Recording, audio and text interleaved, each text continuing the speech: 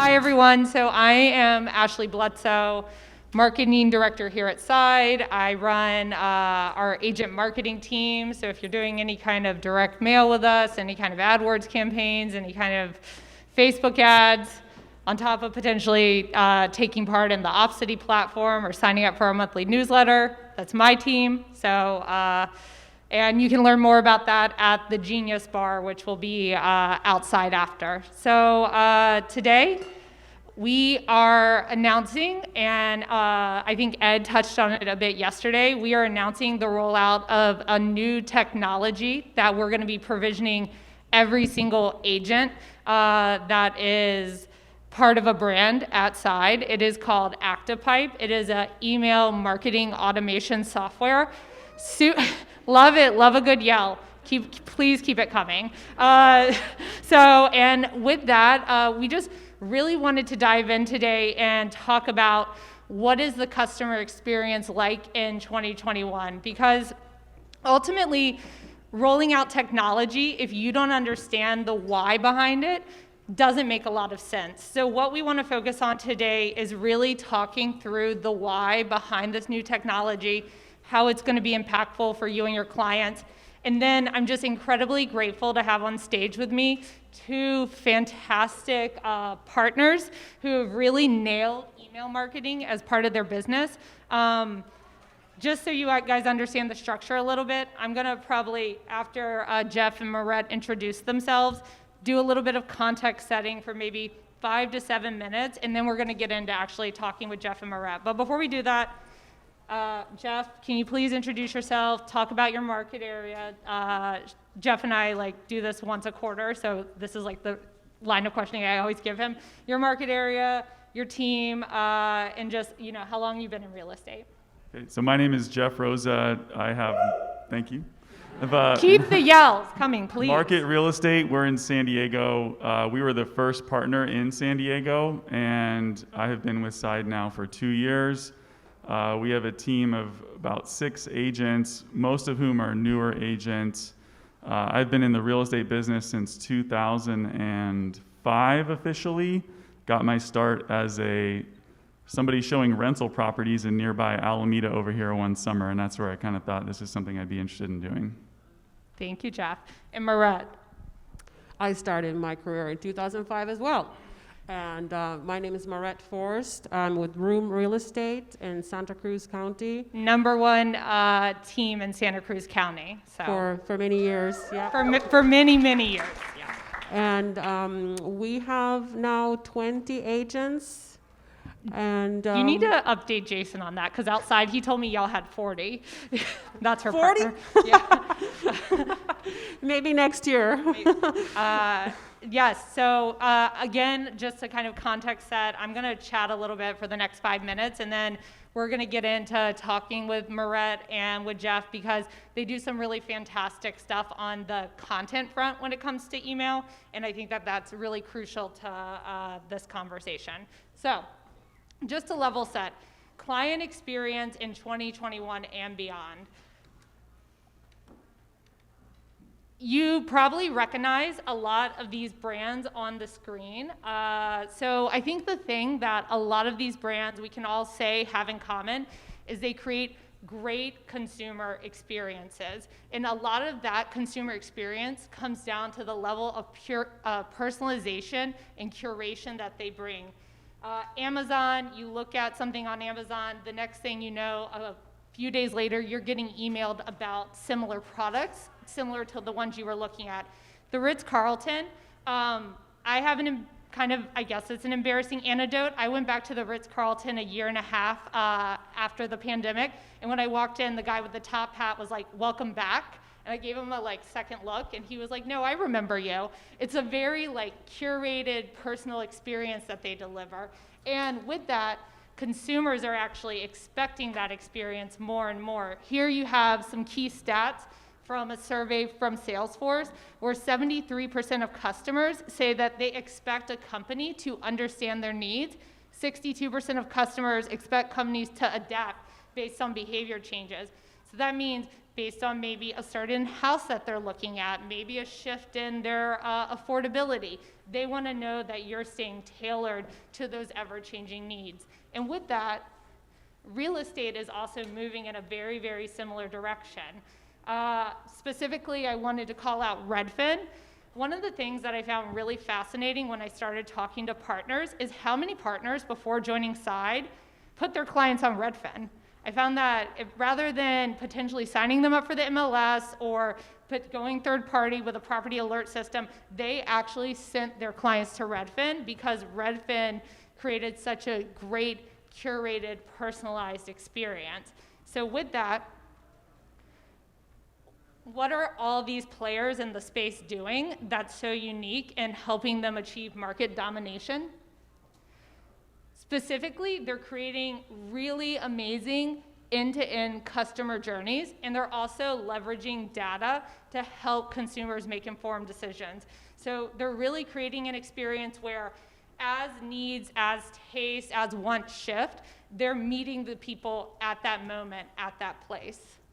And with that, you probably are wondering, why are most real estate companies not keeping up? And that is because for a lot of different reasons. One, I think we're gonna address a little bit today when we talk about ActivePipe. There's just a sheer lack of technology to deliver on a very personalized, customized experience.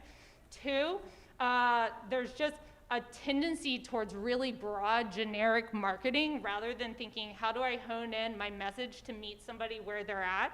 And then three, there's a lack of strategy. So with that, I just want to announce this rollout of this new technology. Again, we're starting training in the next 2 weeks. You can learn more about it at the Genius Bar outside, but we want to help you elevate the experience that you're giving your clients. And with that, we're engaging in this partnership with ActivePipe so that to start, you're going to be able to go in very readily, change the email verbiage, change the cadence at which emails go out, set up rich content similar to what we're going to talk about today with Marette and Jeff, make sure it's all branded to you. And then the second phase of the rollout will be more property level personalization, meaning somebody looks at that 2-bed, 2-bath house in Noe Valley, you're actually going to be able to make sure they're getting alerts that are very curated around that specific search criteria. And then this is an example of what the dashboard looks like. So just wanted to touch on kind of high level the technology, but really today is, I think, hearing firsthand from Marette and from Jeff about how they're leveraging email as part of their business, because Room and Market are two of the best doing it out there. So with that, I would love to first chat and ask Jeff, like, knowing that you have made email such a consistent part of your business, why did you even first start investing in it? At the advice of my business manager, actually. I was, before I came to Side, I didn't have a CRM, I didn't have a way to touch clients, and email is a very efficient, these emails, and through ActivePipe or MailChimp, it's a very efficient use of your time to create a message to a mass audience, and it's something you can do routinely. So it was easy, and it was probably the biggest bang for your buck to reach your audience. Marette, what about Room? So you can actually see up here on the screen, I'm gonna show you a couple examples of content that both Jeff and Marette have been putting out, but for Room specifically, how did the Weekender, which I always get in my mailbox every week and I'm excited when it lands, how did that come to be and how did that start being part of your strategy? It also was came from initial frustration that we had thousands of people in a database, and I wanted some way to really reach out to them on a regular basis. The Weekender started a couple years ago before we joined here, and it was a staff member that made it possible. So I think it's important that you find somebody that can collaborate on it. So that is key. With content, there's going to be a lot of things about the ActivePipe platform, like the monthly newsletter that we syndicate out, or the property personalization, where you're not going to need to generate content. But what you can see up here with Room's messaging, they actually do take time to generate very specific community-oriented content that resonates. One of these, this specific one about the fire fund, we're going to hit on in a minute, because that was actually the moment I realized how impactful email marketing could be, and I want Marette to talk about that. But before we do, let's just hit a couple more of the nuts and bolts. So Jeff, how big is your email database overall? We're emailing, I think, about 900 people on a weekly basis. Yeah, so consistently getting out in front of a 900-person database on a weekly basis. And then Marette, what about you? I just checked with our people, and it's around 8,000 Yeah. with all the agents in the team. Very, very cool. And how often is your content going out? Once a week. Awesome.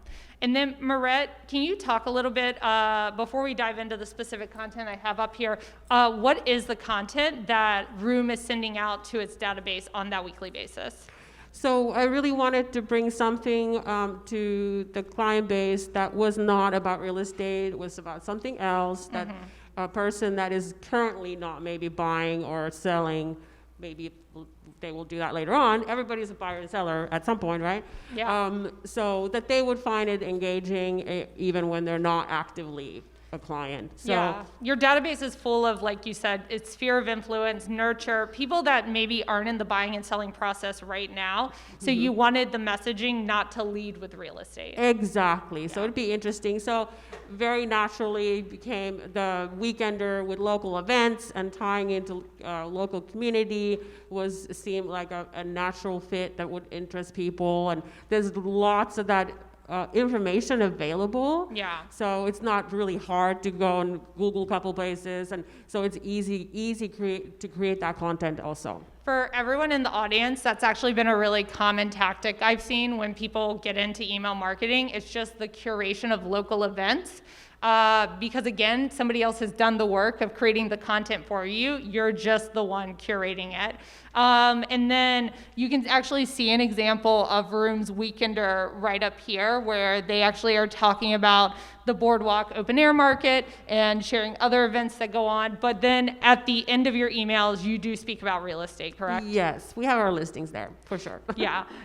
Not totally left out. Jeff, I want you to talk about where your content comes from, including how you've trained your wife. I don't know if I can say it that way, but to actually be on the lookout for content for you. So we, on a weekly basis, ours is very real estate related. We're looking for content that shows like that I'm a real human being and I'm not just out there like looking for business. We'll take questions that have come up throughout the week, that have been addressed to us to answer. But also, we try to keep it really light and funny and interesting. And my wife, how sometimes you have your spouse like, hey, I saw a for sale by owner sign, here's the number, right? We've kind of trained our spouses to maybe like look out for that for us. So then I started telling Shauna like, hey, I'm always on the lookout for something interesting that I can put in this weekly email. So we may see something out there that's interesting, and then as we're walking around, and we even did this yesterday in Napa downtown, we're just looking for something that's real estate related that can be kind of funny, and then it's, for lack of a better way to put it, kind of like clickbait. You put it in the headline of the email, and you try to get people interested in it. And a lot of times it's also, pictures of our family doing something, and we try to tie it into something real estate related. You can see examples of Jeff's content up here, and you'll notice a little bit of personalization at the top. That was all done through ActivePipe, so all of his contacts dump in from Copper, his CRM. And then when the email goes out, it just personalizes it automatically. And similarly, when the property feeds are available, you can actually have settings for the specific type of properties that people want to look at. So that can become part of the larger email blast as well. So I want to hit on, because I mentioned it earlier, but for me, when I realized how impactful, I was getting these Room weekenders like very regularly, like once a week. And then last fall, the Santa Cruz fires happened. And I think that all of a sudden it showed up in my inbox. There was this email from Room that had like marshaled resources for the community and sent it out via email. Marette, can you talk a little bit about how you leveraged email to actually bring resources to the community and really help in a very, very kind of trying time for the folks of Santa Cruz? It was a very spontaneous thing that happened. I was evacuated myself, Yeah. but we have our staff, a couple key people, Deanna, Lorraine, Elena.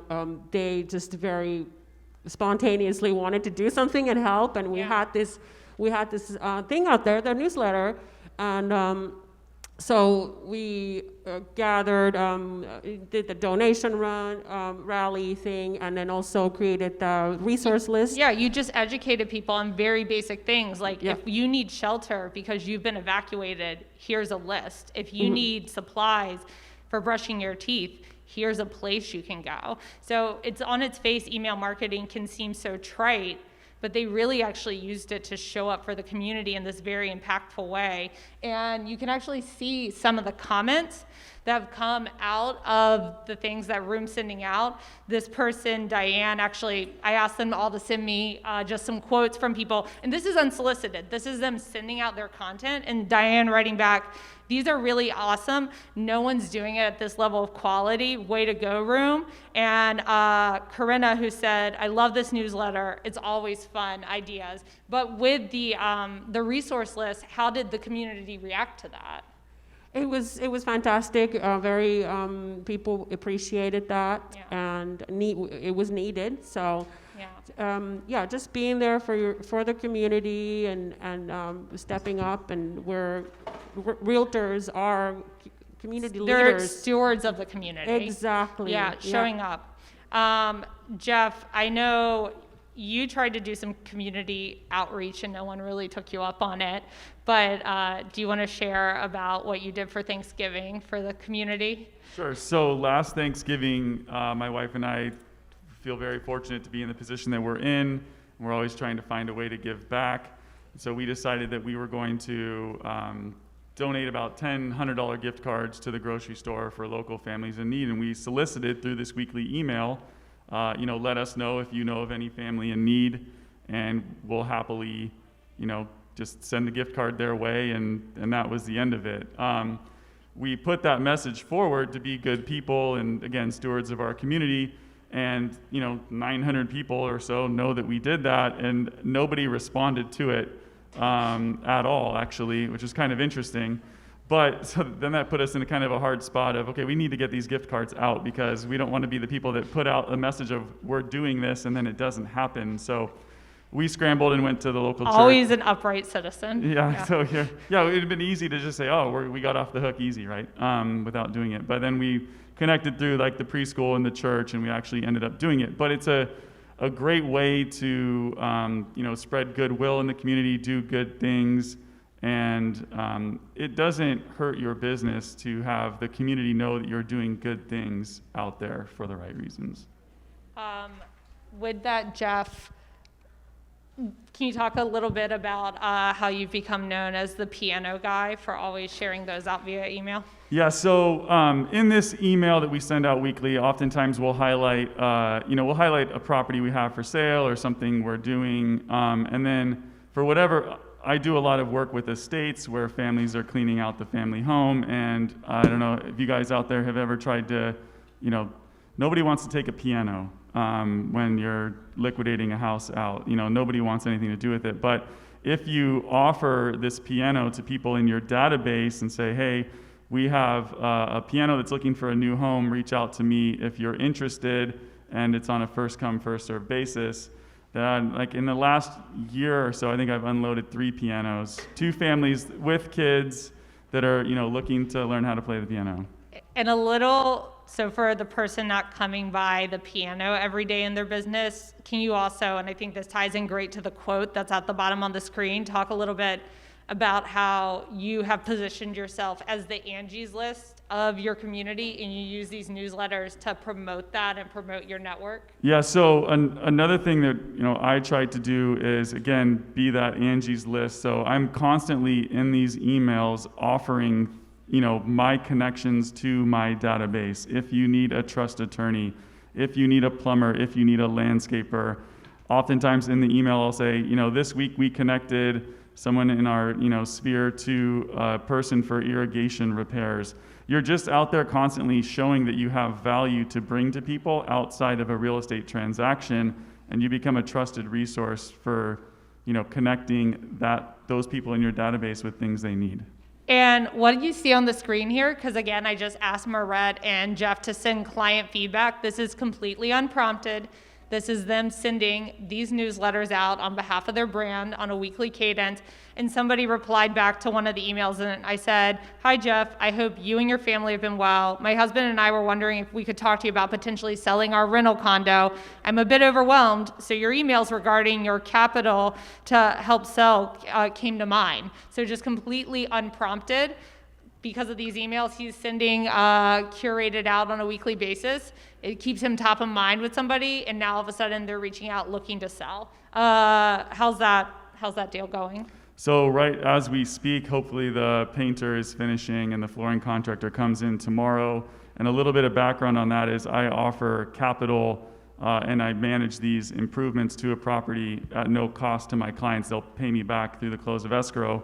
But she's constantly been seeing an email about how I'm putting, my capital to work for other people. This is somebody that I hadn't talked to probably in a year and a half at least, but they were in this, in these emails, staying in touch. They've obviously seen my family in some of these pictures that I've sent out, and we have connected on a personal basis a long time ago. But, she kind of popped back into me out of the blue because of this marketing. Yeah, you can see up here on the screen. Again, there's a ton of things that are part of your daily life that you can use as for content, but Jeff specifically links out to his brand website, Market. He also has access because of various things like initiatives, like through his own efforts, and then through Side, to different trade-in programs, cash close programs. So he's highlighting those and showing his unique value prop that he can bring to the community. So switching gears a little bit, going back to the idea that Marette Room has 20 agents that you're supporting. What do you think the value is providing things like the Weekender to your agents? What do you think? Are they all of them taking you up on it? Are they sending it out to their database? What does that ultimately look like? And then how's the transition out of, historically they had been using MailChimp to ActivePipe been? I think it's an awesome value that we give to them, having an additional tool where they can keep in touch with their database. It's always hard to touch that database. It's hard to keep in touch, and having that weekly email go out is immensely helpful for that. We did MailChimp, and now we're in ActivePipe, and it's just what we could do is we do have a staff member who puts it together, and it comes from each agent individually, so it looks with all their custom content. So that's the cool thing about ActivePipe, is everything that you send out on your behalf, or if you're a partner on your agent's behalf, all your contact information is going to be uploaded there. All your headshots are going to be uploaded there. So, again, going back to that idea of personalization, everything coming out is going to feel personalized to you. So is it a lot simpler to do that in ActivePipe than? Absolutely, a lot simpler. And I believe that our agents should be talking with the clients, servicing the clients, maybe not spend a ton of time writing a newsletter. So I think the salespeople should be selling and being in front of the customer. And then I would love to know, Marette, just property alerts have been a really standard part of your practice for a long time. Can you talk about, so say I'm a Zillow lead or a Realtor.com lead or an Opcity lead, I come through, what happens next? Why do you put me on a property alert? Property alerts are a huge value. Again, just keeping that very specific information. That's what Zillow does themselves as well. Why don't you just use Zillow's? Well, it comes from us. Yeah. So it's branded to you. And we can see their activity and all of that. So that's one piece of that automatically happens with the lead. They automatically go to Copper. They automatically start getting we have, in addition to the newsletter, we do have our custom campaigns also. Yeah. And again, those will all be available in ActivePipe. So if any of you are doing lead gen and used to seeing the leads go in to historically it was this behind the scenes tool, you'll be able to go in, see what leads are on what drips and edit the language. And again, as part of the phase 2 rollout, these property alerts I'm talking about will now be available as part of ActivePipe too. So Jeff, do you have just kind of any final thoughts? I know you were historically, Maret and Jeff were both on the ActivePipe pilot. So if you end up not liking ActivePipe, you can blame them. Just kidding. Can you talk a little bit about your transition from MailChimp to ActivePipe and what the value's been? ActivePipe is extremely user-friendly. I am not known in the side community as the early adopter of any technology. And I would say I'm doing this myself as an agent. And so it's very easy to repeat.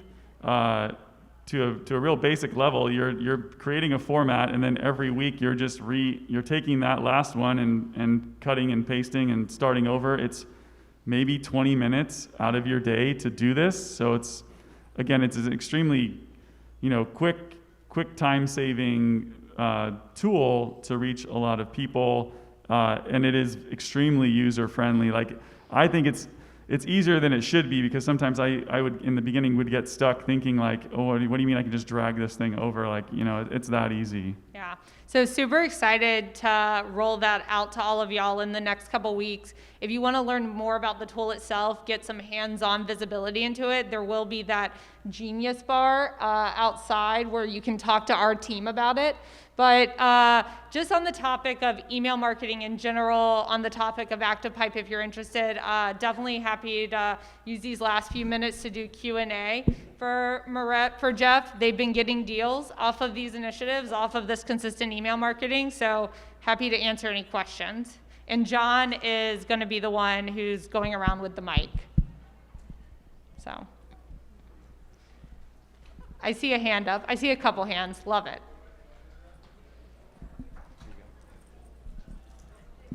Hi. Hey, Jeff. Hi, Jeannie. Hi. Great info. I have a quick question on building your database. So aside from past clients or ABC clients, are you getting farms from Title or any other sources to drop into a database? Why don't both of you, actually, great question, because I had that as a question. I skipped over it. Jeff, why don't you talk about how you compiled the first database and then how you go on to add people to the database? So first database just came from past clients, and then every new agent that I bring on, one of my first questions for them is, how many people do you know? How much contact information do you have from them? And then you need to get it in your Copper CRM. Your job is to build that database. Then what you can do is, we get hopefully we're getting a lot of inbound calls, people asking about properties we have. If they call me, I try to find a way to get their email address. They might ask, the customer might ask me for, hey, can you give me more information on this particular property right here? I may have the information in the back of my head, but I will strategically tell them, well, let me get your email address, and then I will email this to you. Now I have their phone number and their email address. Now they're in the database. And I try, it's a goal of mine every week to be adding numerous people to this database, and then use that to share information. And I will say, one of the people that will be at the ActivePipe Genius Bar is Mazen, our CRM solutions consultant. We do have that available through Side. So if you're kind of looking at Google and your phone and all these different places that you potentially have data, and it's really overwhelming and you don't know where to start, you can always ask your business manager to help you. So because we do have resources available to assist in getting databases into your CRM. Maret, how did you compile it the first time? Right, it's past clients, that Sphere, all of those. Then we use the site app for the open house tool, so it automatically goes to Copper. We get lots and lots of Zillow leads. Yeah. All of that goes into it, and not really farms per se. I guess there could have been, maybe there's not really that added, because there would be kind of cold leads, not anybody who reached out to us. With the ecosystem, you're having leads constantly pushed into your CRM, whether it's from website, Zillow, Opcity, Realtor, if you're doing any kind of lead gen, if you're having non-paid leads coming inbound, and all of that, especially specifically when we launch, if you're on copper, will sync seamlessly with ActivePipe. So, but I'm also happy to talk to you offline, Jeannie, if you're specifically interested in farming and how you can get more data. John?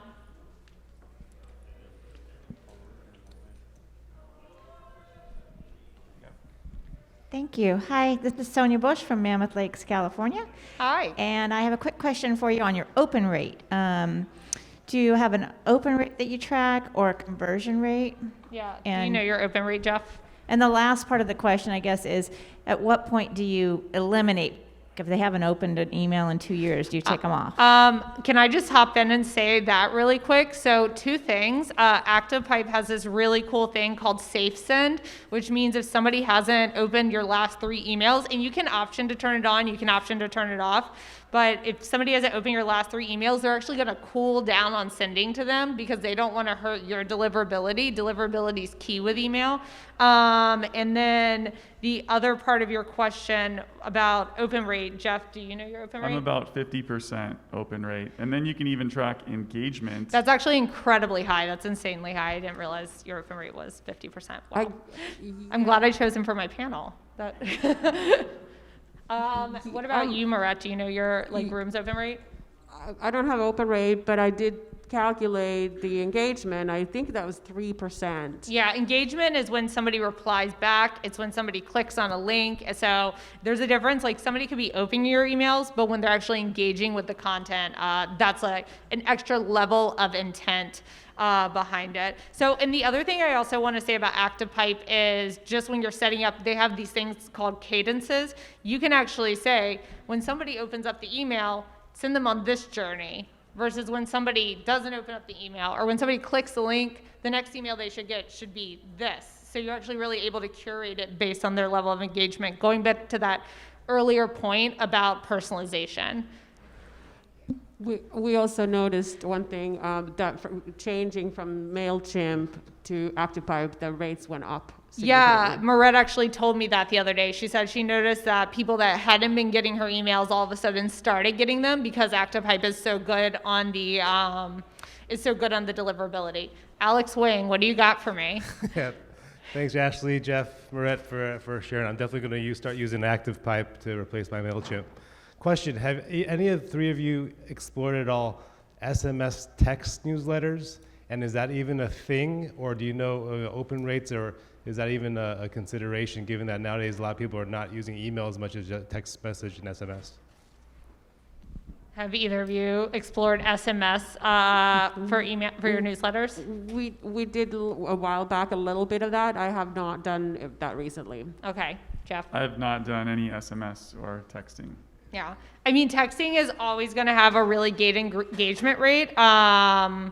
There's also like mass SMS tools that if you just have a link to your e-blast, you can always send it out through that as well. Hi, could you use ActivePipe and send out one type of newsletter for residential and another type of newsletter for commercial, for instance? Absolutely. Yes. Wonderful. So what you're going to be using is there's going to be a tagging mechanism in ActivePipe. So you'll tag people accordingly, and then you'll send based on what cohort they're in. Thank you.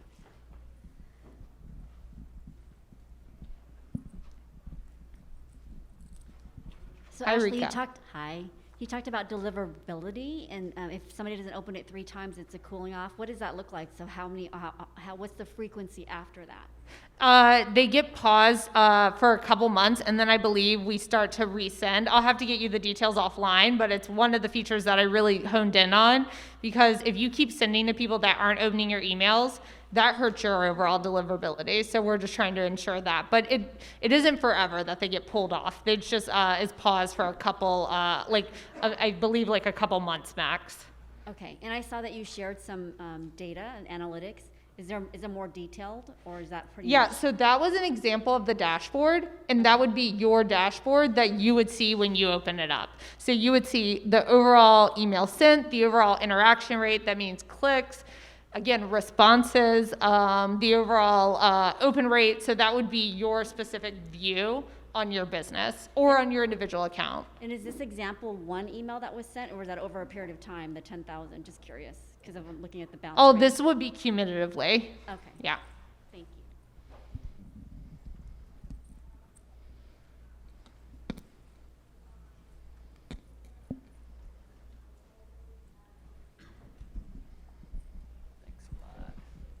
Hey, so I would normally say that an email a week is very, very aggressive. I'm just kind of curious if you guys have any like sweet spot or split in terms of how much of that is going to be community-based or, non-work related to, Yeah. not turn people off, having them think you're used cars. So I'll break, I kind of feel like it's my job to give something for everybody.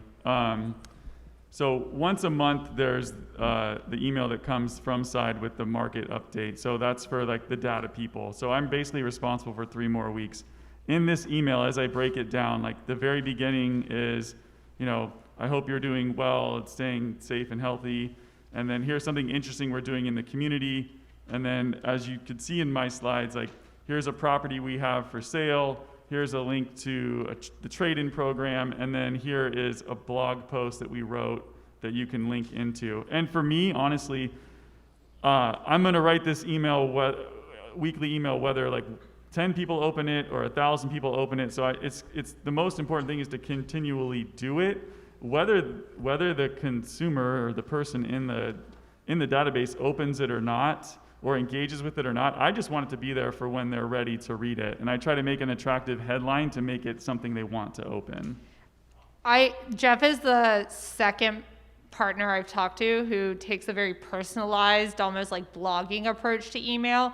And the other partner I know that does this gets really good engagement as well, because people kind of want to peek in on somebody's life. I mean, there's a reason social media is so popular. So I think as long as you're balancing it, like Moret said, you don't lead with real estate. I know that is like such a tired trope when you're at these real estate things, is people are like, don't lead with real estate. But it's, at the end of the day, being a great real estate agent is about being a community member, about being a neighbor, about really looking out for people's best interests, being a service leader. So leading with something other than that and having that at the bottom is what's going to keep the engagement up and feel like people aren't being solicited. Any more questions, folks?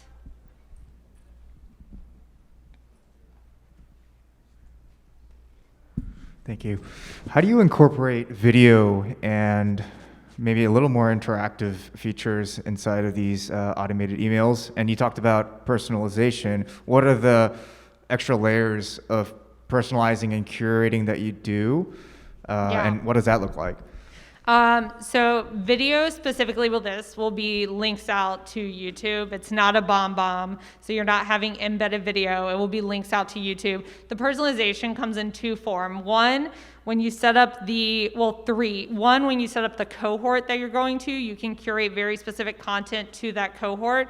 That would be you setting it up. 2 is how ActivePipe actually set up Cadence. So if you take certain steps, like this person clicks on this email, so because they've clicked and they've engaged, I want them to now go down this journey path, if that makes sense. So it's versus the person that's not opening up my emails, well, maybe they get put on a pause because I don't want to hurt my deliverability. That's actions you don't have to take. ActivePipe will intuit that. There's also personalization in terms of being able to edit your language, set up your drips a lot easier. The ecosystem today, even though we have that functionality, isn't that robust. So you're going to have a lot more access to that. And then lastly, the property feeds, when they get rolled out, that will be phase 2. Q1 2022, when they get rolled out, there's going to be a lot of automated personalization where so-and-so looked at this property in Noe Valley. Now they start receiving emails that are very similar to that property type. But we just wanted to get it launched with core functionality in the next couple weeks. Question about ActivePipe. Currently, I think the open house tool's tied into PersistIQ. Yeah. Is ActivePipe going to take over that Yep. functionality? Okay. And you'll be able to set up the cadences self-serve now Okay. and edit the language if you want. Great. And then just one other question about domains and emails going to spam. I've heard that having a separate domain that handles your email sends going out can be recommended. Yeah, we you haven't can- set that up, but I've heard it's a good idea. Yeah, we're gonna have everyone on their own subdomain, so no one like impacts anyone else. So, other questions, folks? Tiffany? John, I'm directing you. No, Right thank over you. there. I need it. Just kidding. John he wasn't even supposed to do my Q&A. I had to ask him to stay. Thank you. Hello. Hi, Tiffany. So regarding the searchability that will launch, would there be a lot of the same things that we would see on a Real Scout type of platform? Yes. I think like we'll be providing more documentation about that, but yes, I would say stick with Real Scout now, but there might be a world where this is potentially like a good alternative to that, and it's no cost. Very cool. So, over there. And if you all could do us a favor, there's a QR code in front of you. If you get time, if you give us some content, that'd be awesome. Give us a good rating for Jeff and Moret, not for me.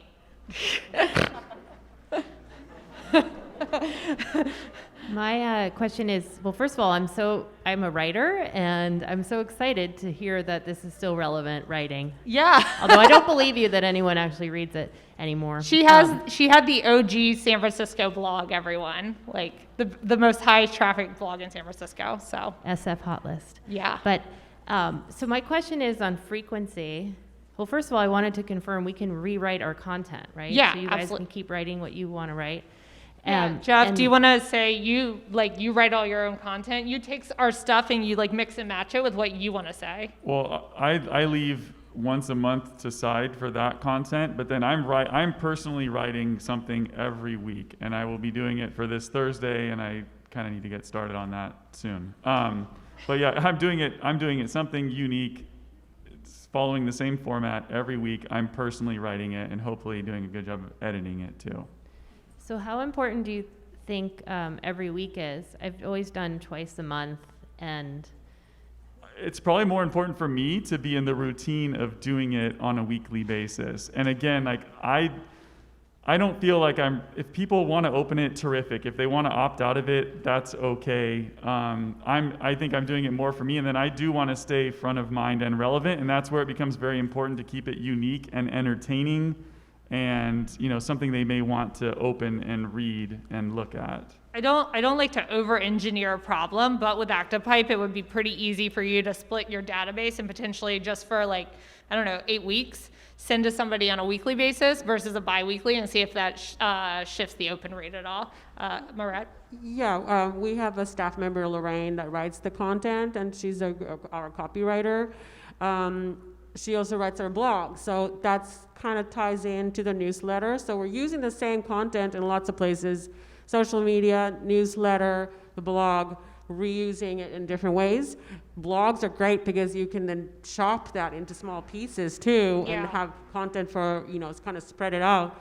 And then the events are great little additions, so you just kind of pepper those in there into it, and if you plan it ahead, maybe a month ahead, then you can kind of organize it so you can have truly your own content, and then events that are easier to curate to your newsletter. Awesome. Any final questions, folks, in the next couple minutes? Jeff and Moret, it's always such a pleasure. Thank you for being willing to do the panel. And thank you all for coming to a talk on email marketing. Excited to get ActivePipe in your hands. Have a good one.